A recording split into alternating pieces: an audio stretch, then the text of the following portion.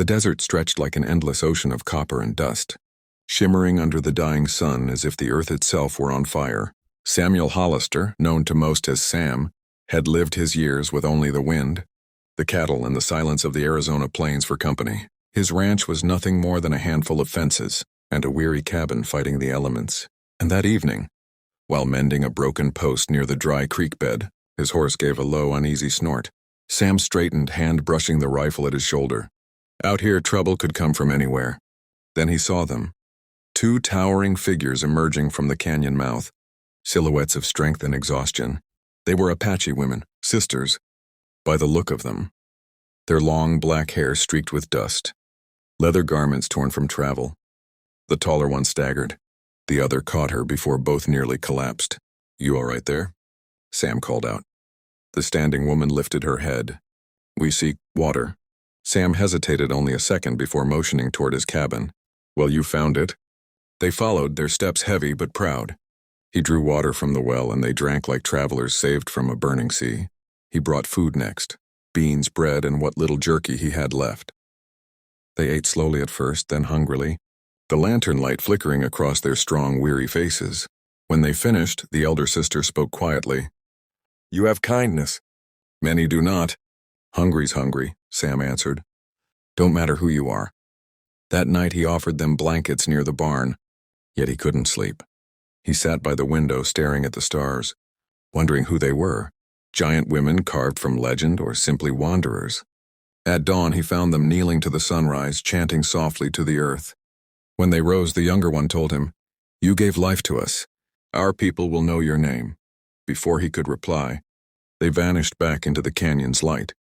He figured that was the end of it, until sunset came again, and the drums began to roll across the desert.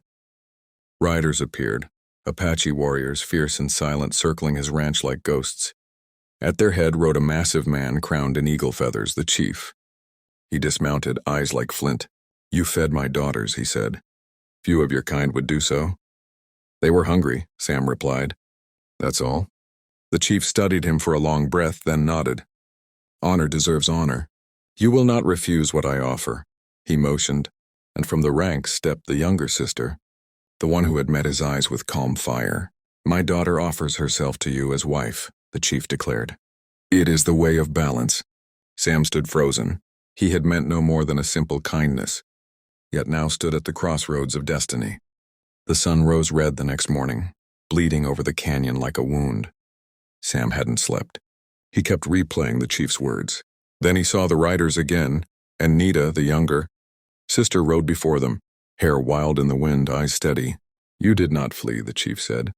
"You accept the spirit's will?" "I don't run from what I don't understand," Sam answered, voice low. "But I won't force a woman." "She is not forced," the chief said.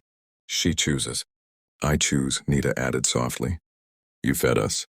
I honor that bond." And so, under a burning crimson sky, they were bound by Apache right, a circle of fire, song, and wind carrying the chants into the endless desert night. The chief placed a carved bone necklace around Sam's neck. "Now the Apache call you brother," he said. Days turned to weeks. Nita moved through the ranch with silent strength, mending fences, tending horses, praying to the dawn. Sam learned her rhythm, her patience. She spoke of the land as if it were alive. "It listens," she said once when he asked why she prayed each morning. And perhaps it did, because the ranch began to feel less empty. But peace never lasted on the frontier. One afternoon, dust rose from the east, and outlaws. They rode hard, laughing, rifles slung low. "Heard you got yourself an Indian wife," the leader sneered. "Thought we'd take a look." Sam stepped forward, rifle leveled. "Turn around," he said. The man spat. "Ain't right." Mixing blood. He reached for his gun. But before steel cleared leather, a stone flew from Nita's hand, striking it aside. The gun clattered away. Sam fired a warning shot that split the dust at their feet. The outlaws cursed and retreated, vanishing into the heat haze. "You could have been killed," Sam told her afterward. "You forget," she said with a quiet smile. "I am daughter of the chief. The desert watches its own." That night they sat by the fire beneath a sky heavy with stars. Sam stared into the flames. "I reckon I never knew what belonging meant till now." "Belonging," Nita said, "is when your spirit feeds another." She took his hand. "You fed ours. Now we feed yours." When the chief returned days later, he brought gifts, horses' hides, a bow carved with the story of their meeting.